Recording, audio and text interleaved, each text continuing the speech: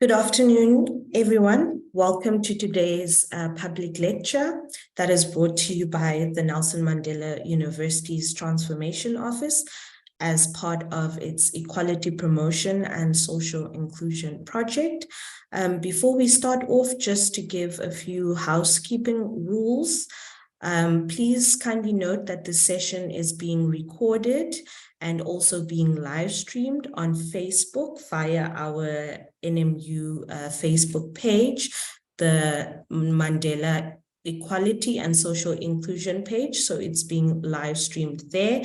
So please may you kindly keep your microphones turned off during the presentation. At the end of Advocate Chitando's presentation, we will have time for questions. He will take some questions. So for about 10 to 15 minutes, you will get an opportunity to share your questions. Please kindly make use of the chat functions for your questions, but you may also then raise your hand or unmute to ask Advocate Chitando your questions. Okay, so as I said, please kindly mute your microphones and kindly turn off your cameras because for most part of the Gqeberha region at the moment, we have load shedding. So just to save some bandwidth, please could I ask that we turn off our videos as well. Please may we also keep our interactions and our questions as respectful as we possibly can. I will be keeping an eye on the Facebook page as well for any questions or interactions. Okay, I'll now proceed to introducing Advocate Chitando before then giving him the floor to take us through today's public lecture. Advocate Simba Chitando was admitted as an advocate of the High Court in April 2008 after he graduated with an LLB from Rhodes University in 2004 and obtained his master's in commercial law from the University of Cape Town in 2007. He is one of the most prominent Zimbabwean lawyers in South Africa, and he has been involved in numerous high-profile litigation over the past 15 years of his practice. He is also currently one of the lead counsel in the Zimbabwean exemption permit case that is currently underway and before the Pretoria High Court. So Advocate Chitando this afternoon is going to take us through the human rights violations that are associated with the discontinuation of the Zimbabwean exemption permit. And throughout that course, I'm sure we have a lot of burning questions among us in the room. So from then on, we will open the floor for questions. Okay, thank you so much. I will mute myself now and hand over to Advocate Chitando to take us through today's presentation.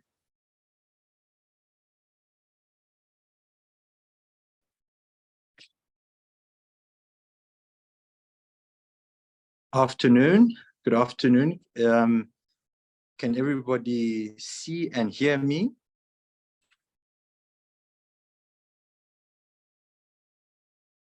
Yes, Advocate, we can hear you. I'm not sure about the others, but yes. Great, okay. I just wanted to make sure that I am audible and visible. Thank you so much for taking your time during this day to attend this lecture or this talk. I will try my best to be as brief as possible in discussing what is possibly the largest human rights case that the courts have ever had to entertain. It comes after what everybody understands to be the ZEP decision that was taken by Cabinet, which is also quite contentious of who actually took the decision, but I'll discuss that much later. Decision by Cabinet on the 24th of November, 2021. It is important, before I actually challenge this, that I set out what the decision actually was. And having set out what the decision was, I can then go into the reasons why that decision is a human rights violation. In fact, it constitutes several human rights violations. Okay, so after I've done that, I can then take questions. As I do this as well, I will set out what our case is. So the human rights violations you must take as I put them to you in this talk as the grounds of review, the grounds that we are challenging the decision. The decision, and I quote, Cabinet considered the much talked about ZEP and also noted the fake news being spread about these permits. The Zimbabwe Special Dispensation started in 2009 and was called the Dispensation for Zimbabweans Permit. It provided for documentation for qualifying Zimbabweans for a 5-year period. In 2014, the dispensation was extended by 3 years and was called the Zimbabwe Special Permit. The current ZEP was initiated in 2017 and comes to an end on 31 December 2021. Following its deliberations, Cabinet decided to no longer issue extensions to the Zimbabwean exemption special dispensation. However, it decided on a 12-month grace period at the expiry of the current ZEP. During this period, the holders of this permit should apply for other permits appropriate to their particular status or situation. The expiry of this 12-month period, those have to leave South Africa or be deported. That is the decision that was taken by Cabinet on the 24th of November 2021. I've set it out verbatim without any inclusion or exclusion of terms or conditions or wording, because it is important that we set that out very specifically. Why is this decision a human rights violation, or as I said earlier, a series of human rights violations?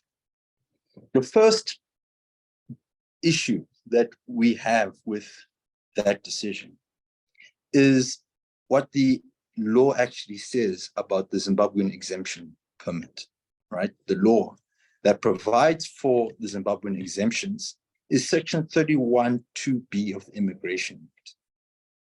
And again, what I will do is I'll read out what section 31(2)(b) of the Immigration Act actually says. It says, upon application, the minister, as he or she deems fit, after consultation with the board, may, under terms and conditions determined by him or her, grant a foreigner or a category of foreigners the right of permanent residence for a specified or unspecified period when the special circumstances exist, which justify such decision, provided the minister may, 1, exclude one or more identified foreigners from such categories, 2, for good cause, withdraw such rights from a foreigner or category of foreigners. Okay, that's what the law says. The law says that the minister can grant exemptions to any foreigner who makes an application. The law does not give Cabinet, does not give the Minister of Home Affairs the right to deny a foreigner from applying for an exemption. I've just read it out what it says. The law is quite clear. Anyone can apply for an exemption.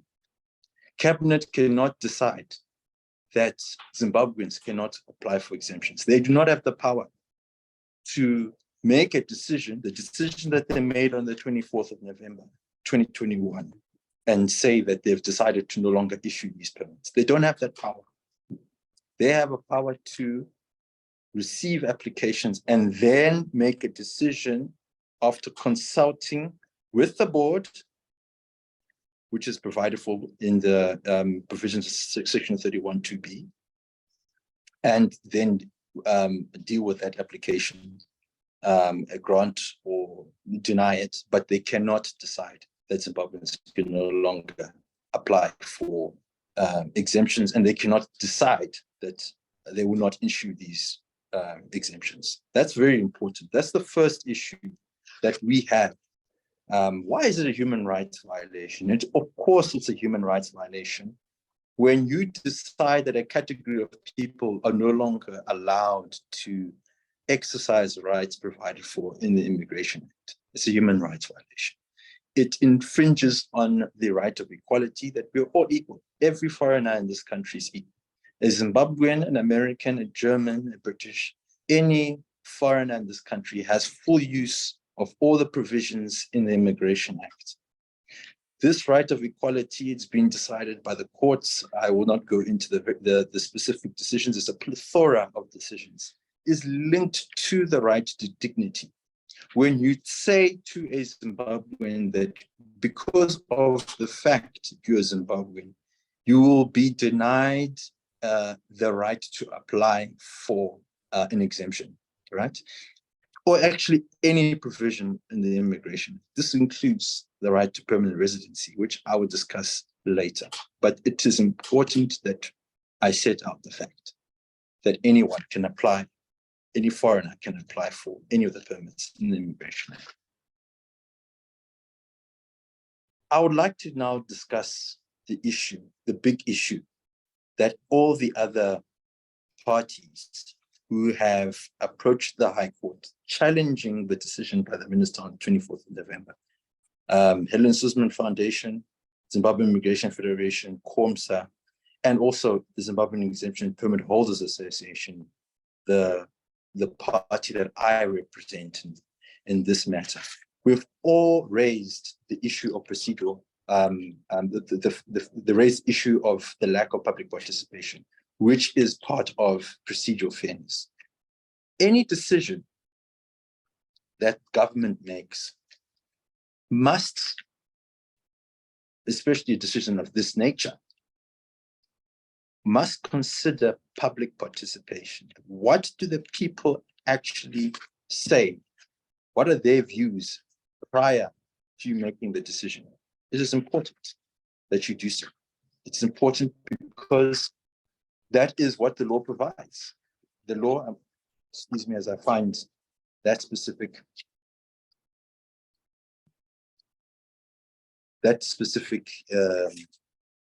provision. Your law provides that for every decision that's made, it must be procedurally fair, and for it to be procedurally fair, it must consider public participation. In this matter, ZEP holders and their leaders wrote several times to the Minister of Home Affairs and said, prior to the decision on the 24th of November, saying, look, where do we stand as Zimbabwean exemption permit holders? Where do we stand? Are you going to give us an extension or not? And the Minister of Home Affairs said nothing. The Minister of Home Affairs did not at any time throughout 2021 engage the ZEP holders and say, we are going to, we're considering of making a decision that is not favorable, which is what they actually ended up doing, making a decision that was not favorable to ZEP holders. They didn't even bother. They didn't do that. They waited until the 24th of November, weeks, call it a month, before the end of the year, and then said that we're going to end the Zimbabwean exemption program, if you want to call it that, or special dispensation. Many people call it what they want.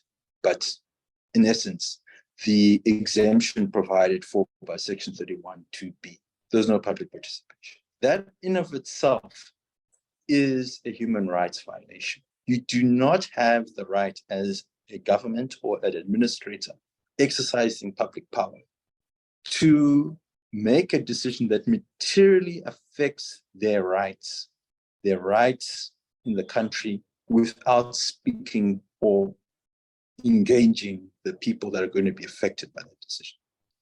All the applicants, as I said, have made that case. So on the issue of public participation, again, it's a very, very strong ground. And that is what we will be challenging in court.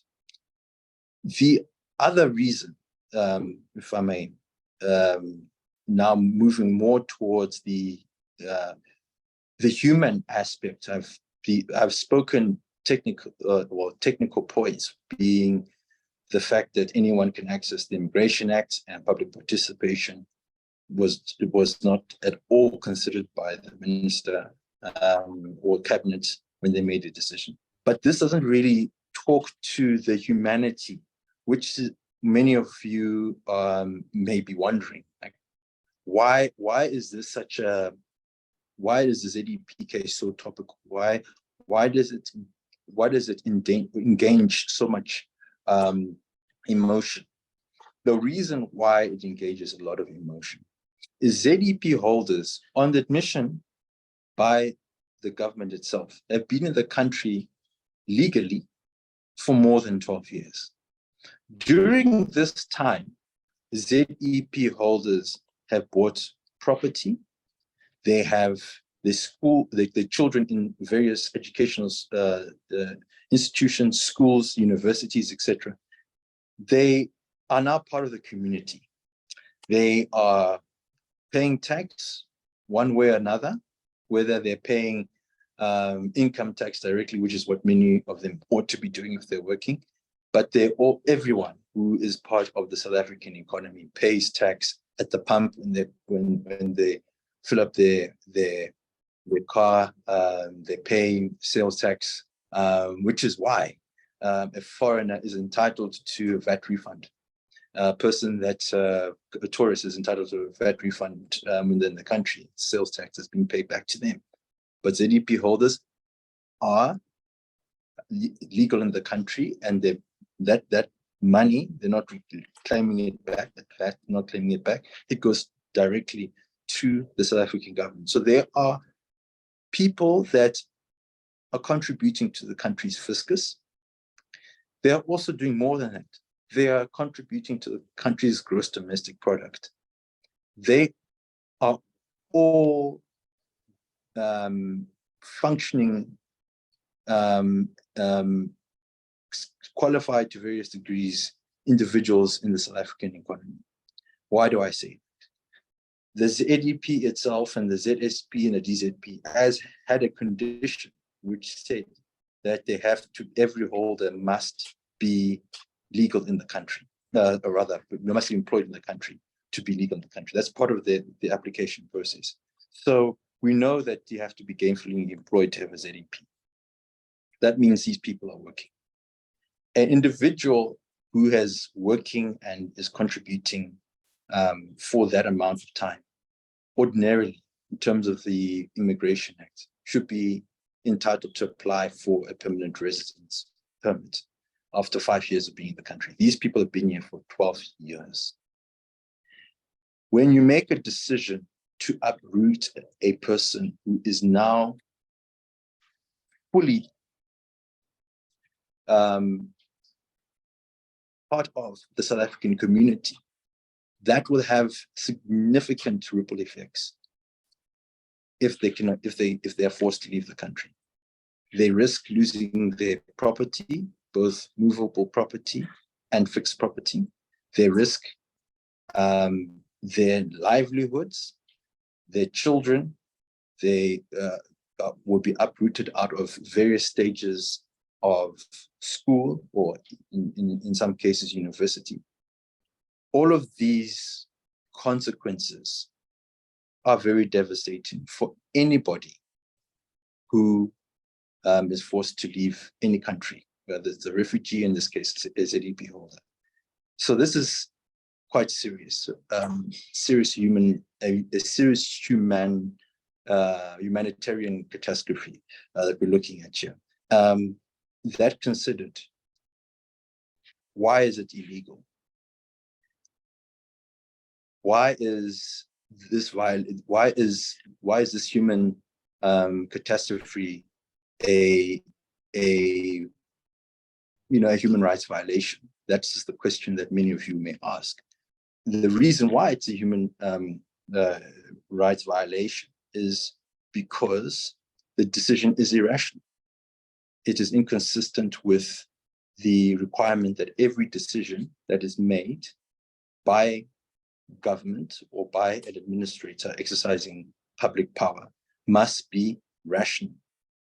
in this case, there is no rational connection between ending the ZEP and solving the problems that the South African government says it is trying to solve by ending the ZEP.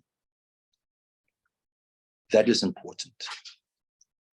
The test for a rational decision is a causal link between the decision that is made, right? The decision, in this case, the decision to end ZEP has to be rationally connected to whatever the decision maker is trying to achieve. In this case, the minister and the government cabinet have set out their reasons for wanting to end the ZEP. And their reasons are that they want to create job opportunities for South African nationals.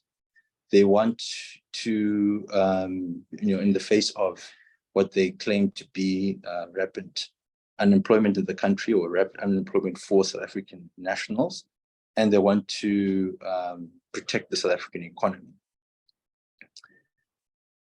Ending the ZEP does not do any of those. And because it doesn't do meet any of those objectives, it is irrational.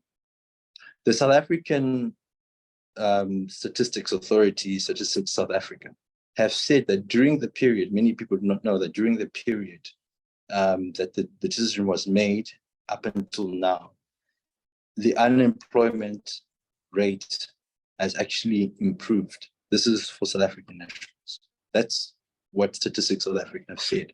It is not something that I've said. Anyone who is watching or this lecture may at their leisure go to Statistics South Africa, have a look at what they have to say. It's quite clear. The quarters that the decision was made, there was a favorable improvement to the unemployment in the country.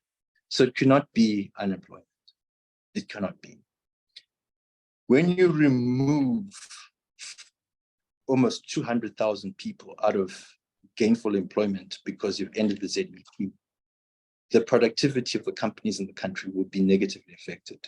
That negative effect does not improve the economy. It does not help the South African economy in any way. In fact, it does the opposite. It causes significant damage. And for that reason, there cannot be any rational connection between obliterating 200,000 people's right to be in the country on the permit the permits that they were on, and any benefit. There's no benefit. There's no cost benefit there. I think that's very clear. The most interesting point that many people have picked up from ZEP's challenge is that we are seeking permanent residency for ZEP holders. That is actually what we want. We're the only party in the litigation that says that ZEP holders should get permanent residence. The reason why we've said so, I mentioned it just shortly before I got to the point on permanent residency, is the people that ZEP holders have been in the country for 12 years, and ordinarily Section 25, which provides for permanent residency, Section 25 of the Immigration Act, says that if you've been in the country for 5 years legally, which ZEP holders have, you should be allowed to apply for permanent residency. The minister disputes that, and cabinet dispute that. They say that no, as a condition of the ZEP, you cannot apply for permanent residency. That's true. That's what the conditions say. But when the ZEP is over, those conditions fall away. There's no reason to say to a ZEP holder after the ZEP is concluded that they cannot apply for permanent residency if the conditions that come with the ZEP, which includes the conditions you cannot apply for permanent residency, expires. Every ZEP holder should be allowed to apply for permanent residency.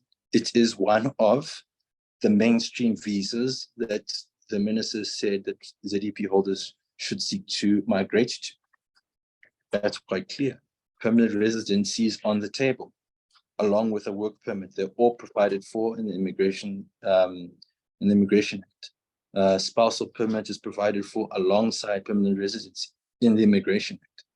Once the ZEPs, the period of time that is referred to with the conditions expires, every ZEP holder should be allowed to go to any mainstream visa, including all permits, including a permanent residency permit. So there's no law that applies after the expiry of the permit that precludes a ZEP holder from becoming a permanent resident. Permanent residence permit is important because it gives the holder of a permanent residency permit the right to be in the country to exercise all the other freedoms. The freedom of movement, the freedom to continue to reside in a country, in the country after all that time, paying taxes, where their property is, where their house they've bought, in some cases, ZEP holders have homes, where their businesses are. Those are all fundamental rights. It is the right to property, it is the right to dignity, it is a right to, the right to equality, the right to access the Immigration Act alongside anyone else who wants to migrate to the country. It's the right to life. It's also provided for in the human rights, the Bill of Rights. So all of these rights, to have them protected, they have ZEP holders, in my view, need a permanent residence permit to do so. And at the moment, the minister is denying them that opportunity. And by denying them, he's actually violating ZEP holders' human rights. There is an obligation that is included in the Bill of Rights, and it is also a human right that has been infringed. That obligation is one that South Africa owes to ZEP holders based on the agreements, international agreements that South Africa has entered into. In terms of our constitution, I believe it's section 39, South Africa has an obligation, international obligations, and those obligations are enforceable and are protected. In the case of Zimbabweans, the international obligation that is applicable is the bilateral investment promotion and protection agreement. That agreement protects the rights of all Zimbabweans, ZEP holders included, all Zimbabweans with property in the country, all Zimbabweans who have investments in the country, and all Zimbabweans who are doing business in the country. Those are protected by the bilateral investment promotion and protection agreement, the BIPA. It's often called the ZIM-BIPA. That BIPA says, I won't go into the technicalities, but at the moment, just for the purpose of this lecture, that BIPA says that South Africa has to give all Zimbabweans in the country full benefit of the law of this country. All Zimbabweans thereby, if they were ZEP holders included, are entitled to the full benefit of the Immigration Act. The Immigration Act includes a right for any foreigner to apply for a permanent residency permit. When the South African government goes and targets Zimbabweans and says, you group of Zimbabwean nationals, you alone, you ZEP holders, are not allowed to apply for permanent residency. What South Africa is doing when it does that is it is saying that the bilateral investment promotion and protection agreement is null and void. We're not going to follow it.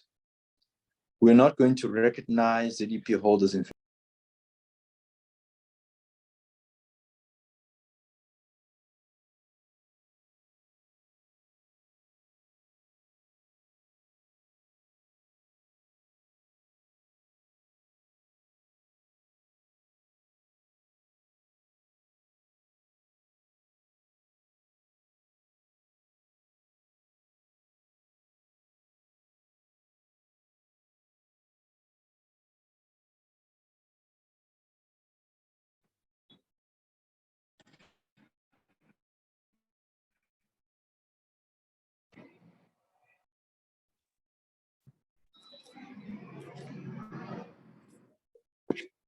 Hello, Advocate Chitando, are you still with us? We seem to have lost you. Okay, I think he might be experiencing some technical difficulties.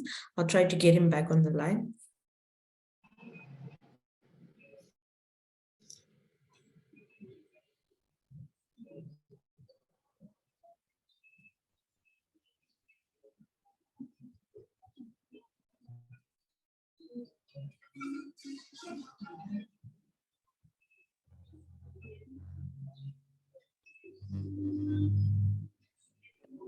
Sorry, all, I lost connection.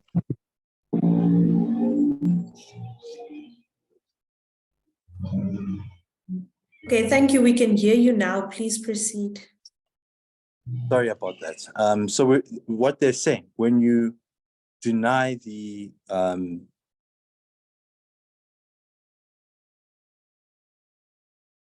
Zimbabweans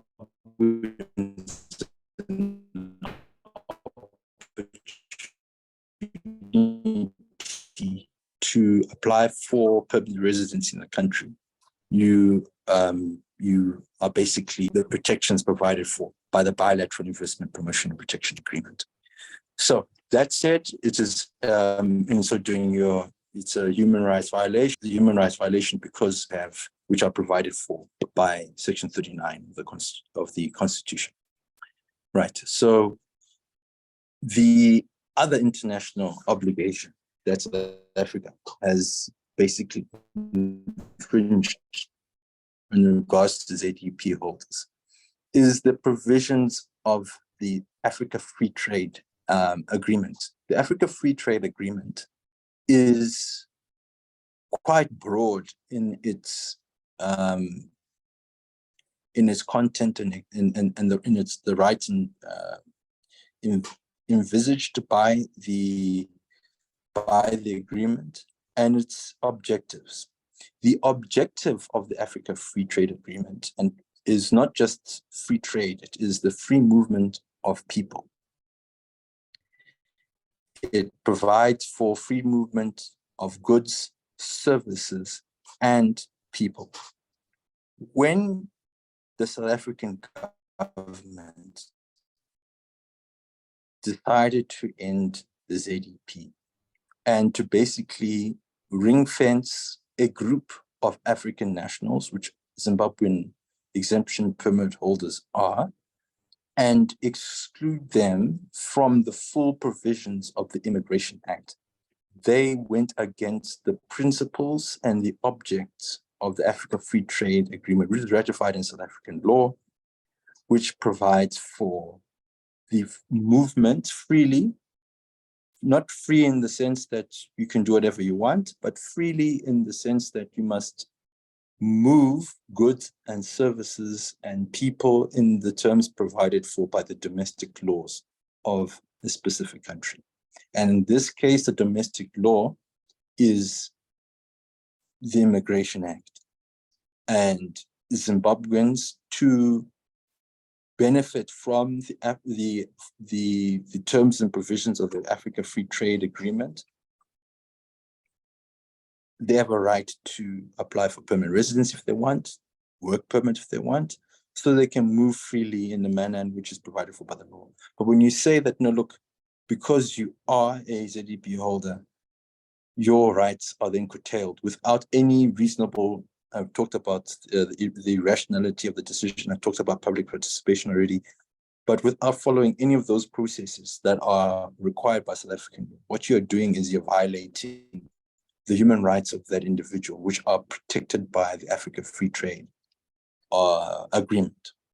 So there's quite a labyrinth of violations of human rights here. It is mostly falls under the header of administrative abuse. It is an administrative abuse by the government because it's administrative decisions that have consequences that are very real on the ground, which are very material human rights concerns. And those human rights concerns, I've said it before, speak to the lives and the livelihoods of ZEP holders. So I will now, before I conclude, I've spoken for some time. I want to sum it all up as briefly as I can, because this is a very complex body of law. And ZEP holders have done a lot for South Africa. ZEP holders have taught South African school children. ZEP holders have waited the tables and assisted South Africa to become one of the most sought after international tourism destinations because of their hard work. ZEP holders have worked hard on the farms. I understand that there are many ZEP holders who are working on South African farms and directly contributing to the gross domestic product of this country. There are farmers, and we all know what happens when you target farmers. Farming productivity goes down. ZEP holders have given their lives to this country, 12 years of their most productive time in this country. And they have been forced to spend thousands and thousands of rands for the various renewals of their permits. And they've paid thousands and thousands, and individually, but collectively, millions and millions of rands in tax revenue. They have done a lot for South Africa. They're part of the South African community. And what the South African government has done is basically make a series of administrative decisions that are not procedurally fair, that are irrational and unreasonable and inconsistent with the Constitution, to deny them the right to life, the right to equality, the right for their children to get an education, and the right to run their businesses, and their right to their physical property, which they cannot take with them if they're forced to go to Zimbabwe. Those are significant and are very serious human rights violations. And for that reason, we're all going to the courts to overturn those decisions between the 11th and the 14th of April. That is my talk. Thank you. I am now ready to take questions. Okay, thank you so much, Advocate Chitando, for the presentation. As you've mentioned, it is quite a complex array of legislation, and you've also given us international law to unpack this particular case. I know a lot of us do have burning questions. That is probably the reason why most of us have attended to interact with you. So now the floor is open for questions. You can raise your hand and unmute and ask your questions directly, or you can make use of the chat. So please feel free to ask your questions now. There's a question from Rach. Rach, you're the first hand noted. Please kindly unmute and ask. Okay, thank you. Apologies for the background noise. Thank you, Advocate, for that talk. I don't know if you also just considered this as well, it's just maybe a contribution, but some Zimbabweans as well are parents to South African children. So now when you look at the best interests of the child principle that is upheld in South Africa, when you choose to deport and deny the rights to the Zimbabwean holders, then you are denying that child to parental care. And I'm sure that also trumps a lot of things here in South Africa, amongst other things. Thank you. Thank you for that, Rachel. Yes, you have set out section 28. So Advocate Chitando, is that also part of what you'll be raising, or have you raised this already? Thank you. That's a very good point that was made by, I believe her name's Rachel. Yes, it is a point that we've raised. So to answer that directly, I agree 100% with what Rachel has said, which is a point that is raised in the court papers. And on the 31st, I don't know if Rachel's aware of this, or the rest of the audience, the 31st of January this year, we successfully got a court order that protected the rights of ZEP children. These are children who have a parent who has a ZEP. And Rachel rightly said, some ZEP children have South African nationals or South African permanent residents as parents. But what we successfully got was the protection of ZEP children, regardless of whether their parents have any papers or whether they have any papers themselves, study permits, whatever it is, any papers, birth certificates, whatever it is. Those children can study for the rest of the year. That we've got. Because Section 28 of the Constitution is very clear. The rights of children, the best interests of children are paramount, and the courts will protect those rights, and they have, and they did on the 31st of January. The decision to end the ZEP, as I articulated it, I did not exclude or include anything. Doesn't speak at all to the rights of the children of ZEP holders. Nowhere in the decision does it mention it. And for that reason, that decision is defective. It is, or it's invalid rather. It's invalid because it's not constitution, does not meet it does not deal with the obligations and meet the expectations of Section 28 of the Constitution. So I agree with Rachel, it is included. Okay, thank you so much for that, Advocate Chitando. Are there any other questions? From O, we have a question there. Baburuse, please unmute, or I think I muted you there. I'll just unmute you now. Good afternoon to everybody, and good afternoon to Advocate Chitando. It has been close to 1.5 years since the ZEP permit came to an end. That was end of December 2021.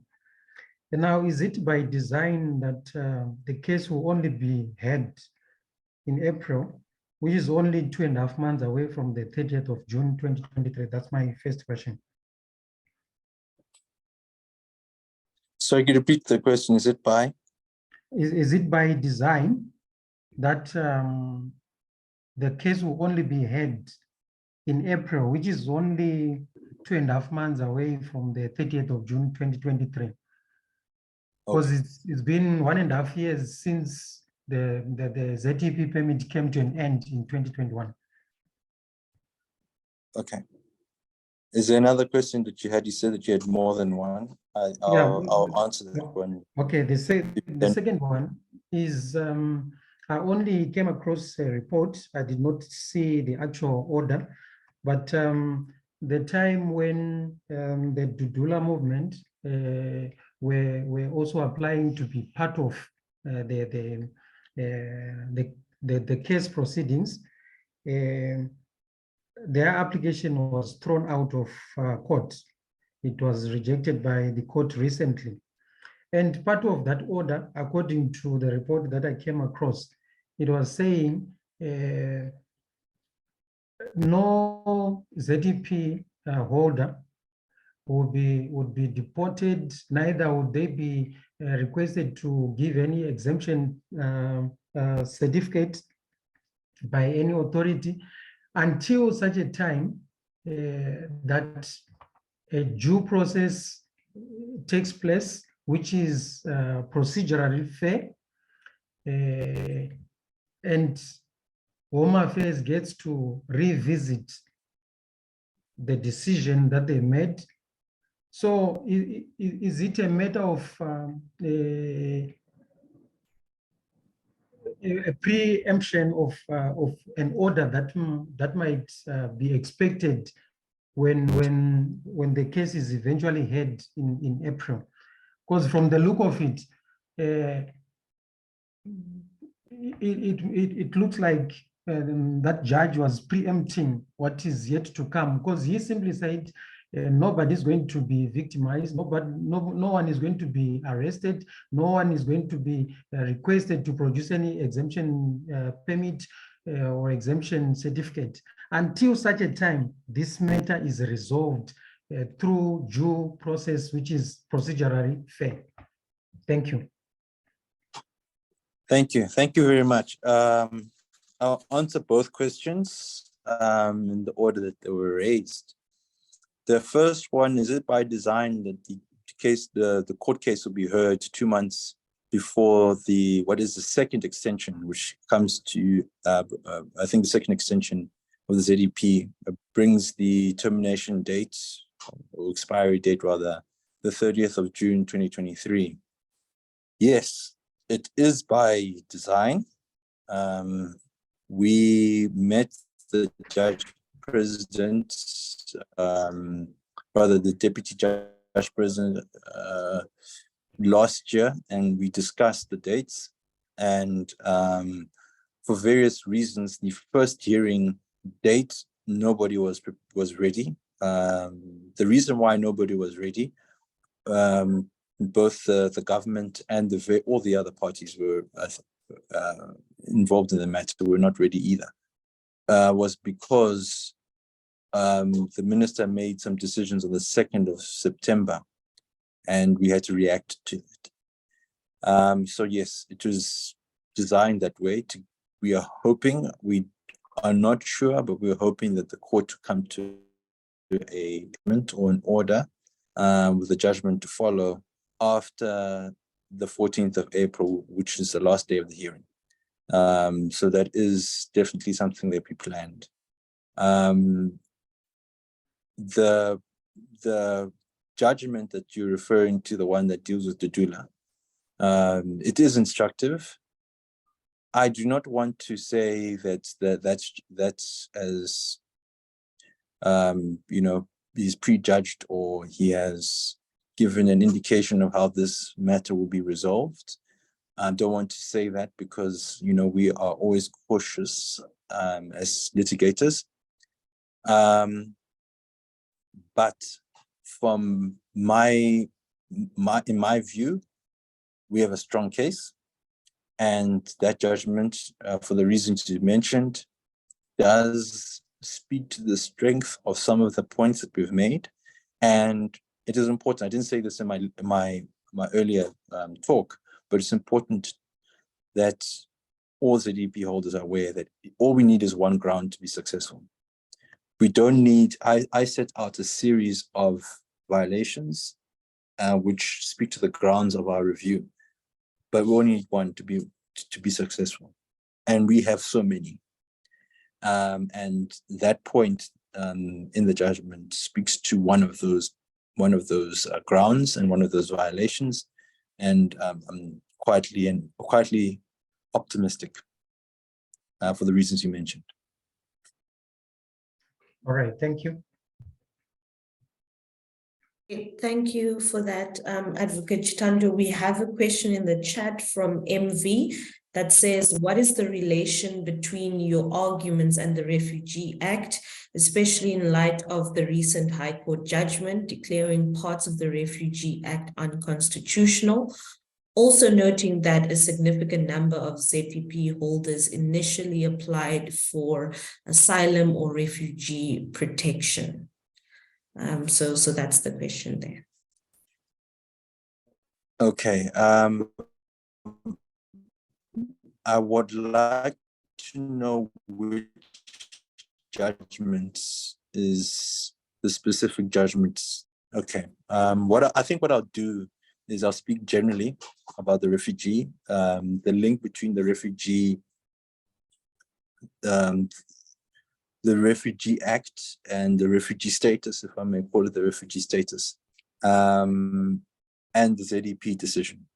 Okay, while I wait for more specific clarity on what judgment is actually being referred to, because there are many, and they're all serious judgments, as all judgments are. When the dispensation, the DZP started in 2009, it invited Zimbabweans from various categories to take part in the dispensation for Zimbabwe's permit, the DZP. Amongst the people that were asked to participate, who were eligible rather to have a DZP, were people with refugee claims and asylum applications or refugee application, whatever it was, depending on the individuals, but also people who had fake permits and who had acquired papers illegally, or people without anything. So it invited a lot of Zimbabweans. It was an amnesty as well as a permit. That's a permit, So the DZP was provided for. Many people made the mistake of believing it was provided for by Section 31(2)(b) of the Immigration Act, but when I looked at it and we filed supplementary papers, we're the only party, I think, that picked up that the DZP was actually provided for by Section 10 of the Immigration Act, not Section 31(2)(b). But that's a technicality that will be raised at the hearing. So they gave up their refugee status. And then they got rights of residence in the country for a specified period of time from 2007 to date. These refugees, and now they're being told that their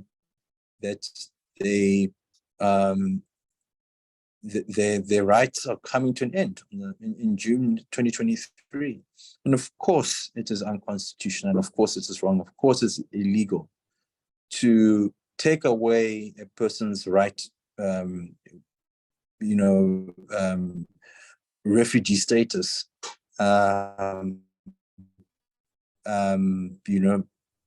by giving them another permit, which is a better permit than a refugee permit, which is what the ZEP was, or the dispensation was supposed to be, and then change the situation, change the circumstances through administrative decisions, and then take away what would have been a potential refugee permit, which would have given the holder of that refugee permit more rights than they have now. And in some cases, many ZEP holders, if they don't migrate in the country, they'll become illegal. So yes, the decision in regards to the refugee status is wrong, and it is illegal.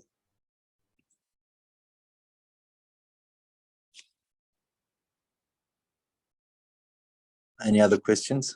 Thank you for that, Advocate Chitando. MV, if you want to get further clarity, or if you want to expand on the particular High Court decision, please do so. We do have another question. I think Advocate Chitando has dropped again. Might be some connectivity issues again. I'll try to get him on the line.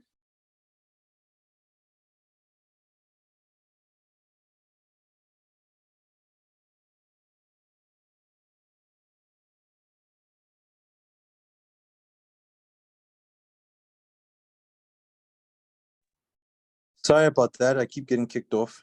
Sorry. Yes, we have load shedding here in GQ, so we understand.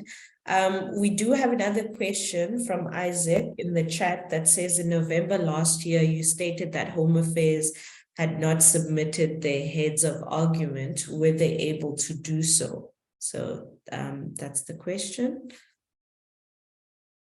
Okay. Home Affairs did submit their heads of argument late. They submitted their heads of argument late. They submitted all their papers late. Every single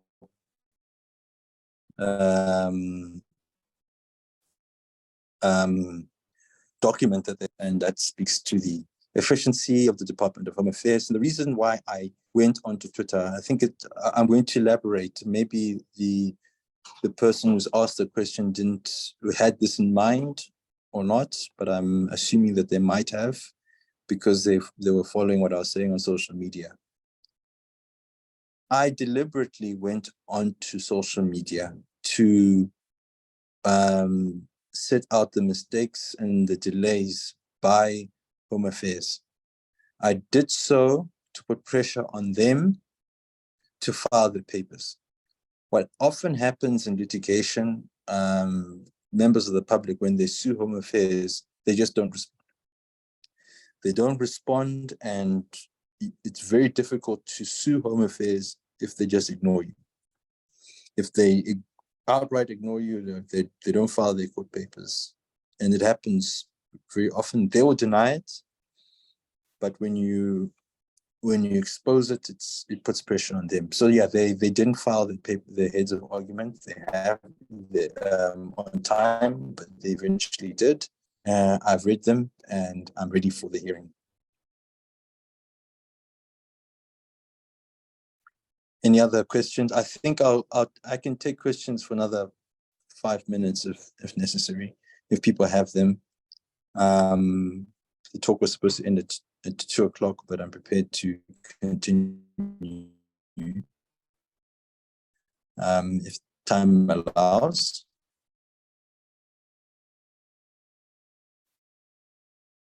If we have another question, please go ahead.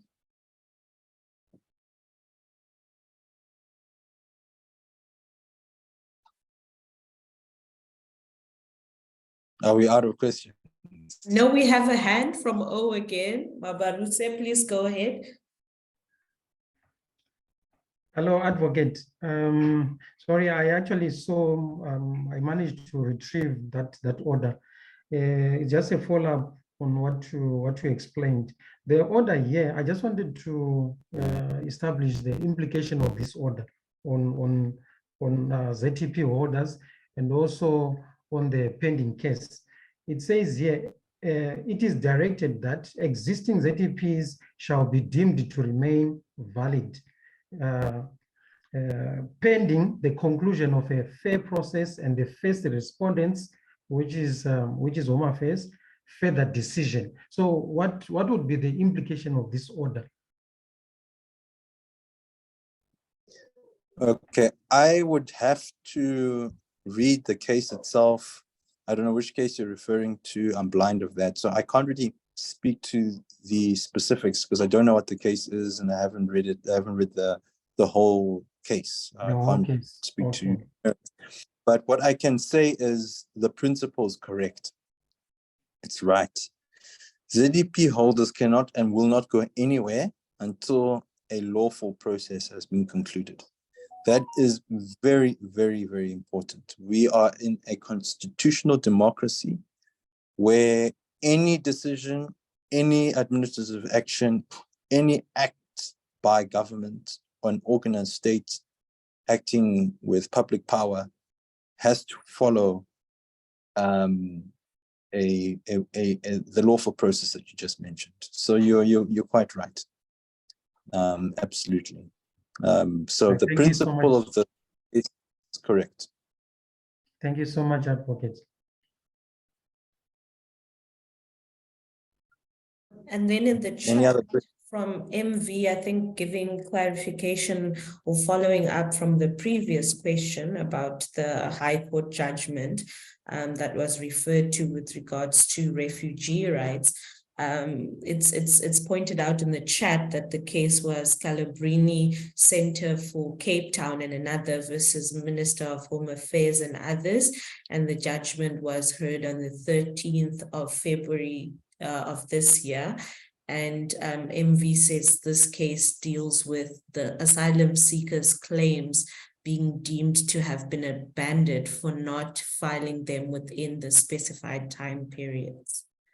So that's in the chat, advocate, if you want to engage further with that.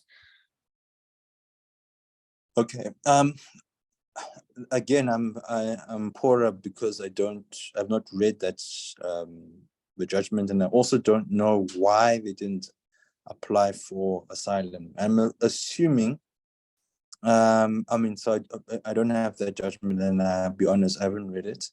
But I will look at it. Thank you for raising it. I can see the messages, the mention of that judgment. What is important is the principle. I'd like to speak to more of the principle.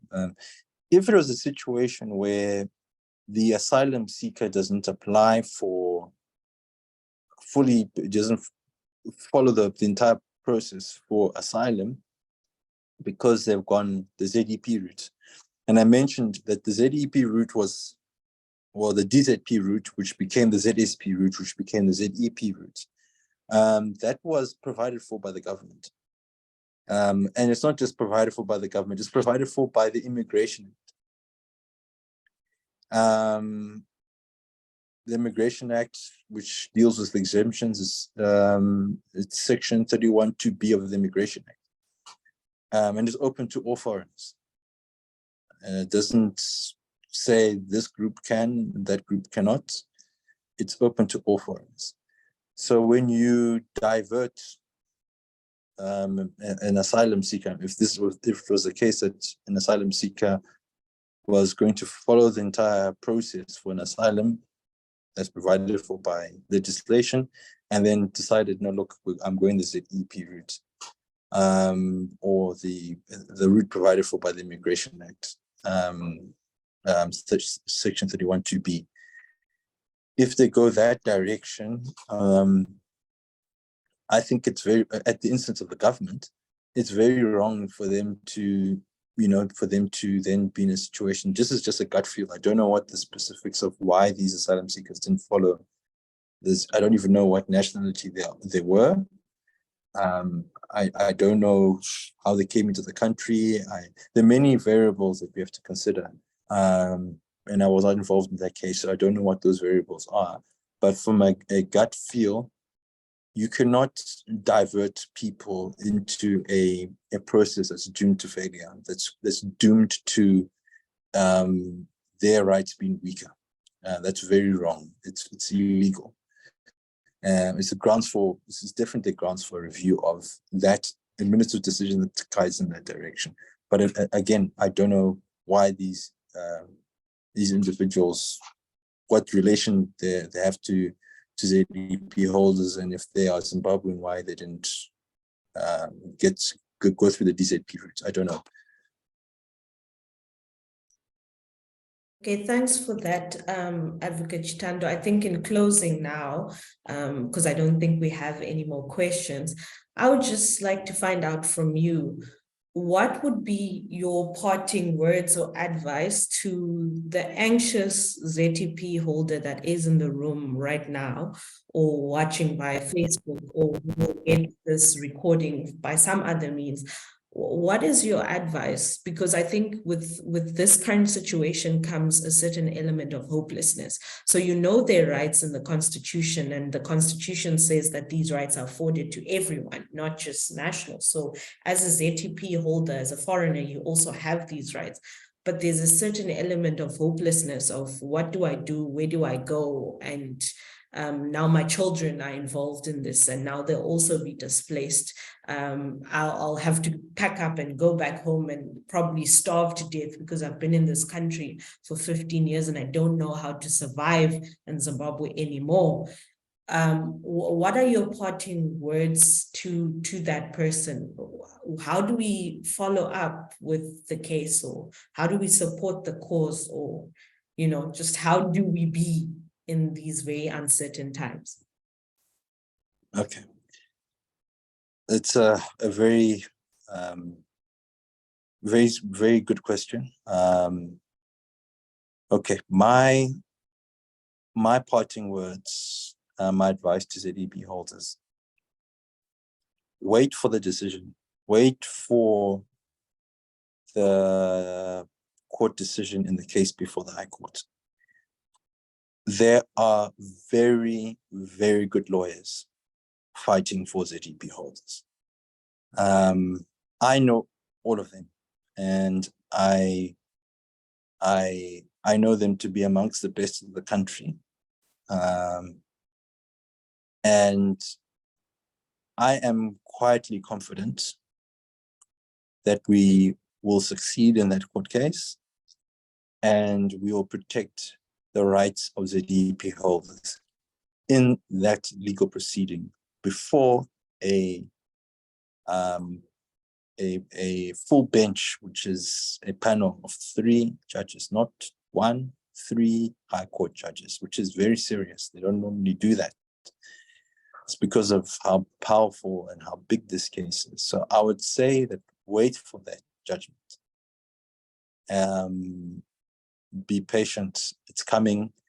The matter is going to be heard, I think, in less than a month now, in a few weeks. So wait for that. The next point that I would make is,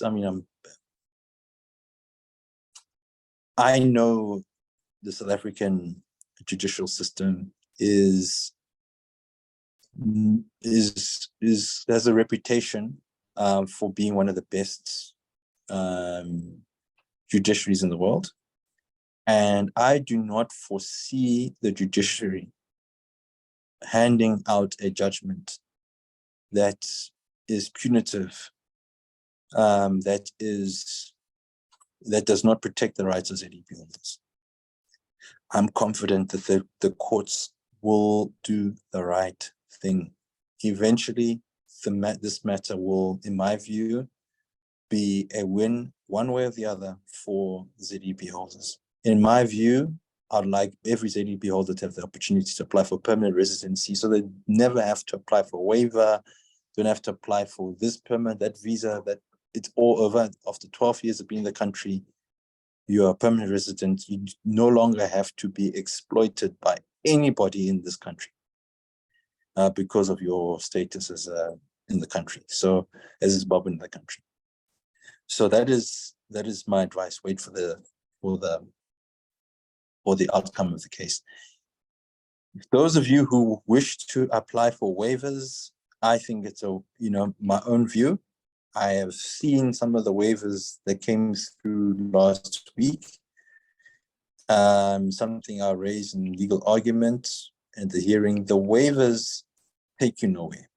The successful waiver that I saw said that you are now waived and you can have an opportunity to apply for any visa, which is a repetition. It's a repetition of what the decision to migrate to mainstream visa. So this is something that will come up at the hearing. But if you want to apply for waiver, so you have something in place, you've done something. Some people have told me that without a waiver application or some sort of application, that you'll be targeted at your places of employment and that you'll be identified for dismissal. If anyone tries to dismiss you or you're dismissed from your employment because you're a ZEP holder, get hold of a lawyer of your choice or get hold of one of the other parties in the litigation. You can get hold my legal team's doors are open. I have helped a lot of people who are being targeted. For instance, the school children that were targeted. Some bank accounts were closed. We've dealt with those.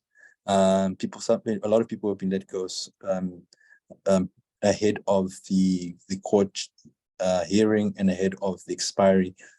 That is illegal. We will protect you. So if you are targeted in any way, my parting remark is seek assistance. We will help you. I would definitely help you, without a doubt. I help everyone that I can help. And I've got a big team around me. And the other parties, your SUSMANs, your ZIFs, your COMSAs, they're also helping to the extent that they can. So everyone, while you're waiting for the outcome of the case, you are safe. No one can interfere with you. And then insofar as after the 31st of June, I can't predict what will happen in the judgment. I just know that I am confident that it will be a good judgment, but I don't know. We're waiting. Whatever happens after the 30th of June, 2023, it has to be a lawful process.